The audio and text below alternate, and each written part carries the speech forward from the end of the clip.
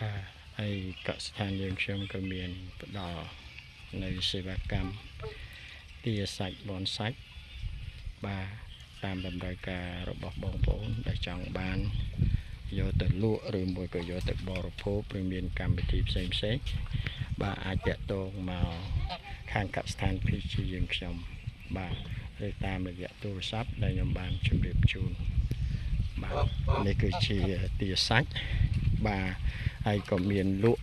នៅកូនទាក៏ដូចជាទាមេបាពូជ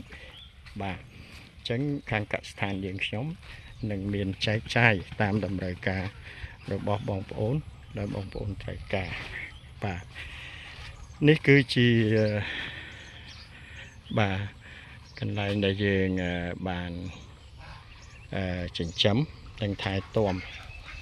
បាទទៅលើទាសាច់បាទទាសាច់បាទដូច្នេះបងប្អូនមានតម្រូវការសូមធ្វើការតាក់ទងកសិដ្ឋាន PG យើងខ្ញុំដែលមានទីតាំងនៅឃុំអូសរាយ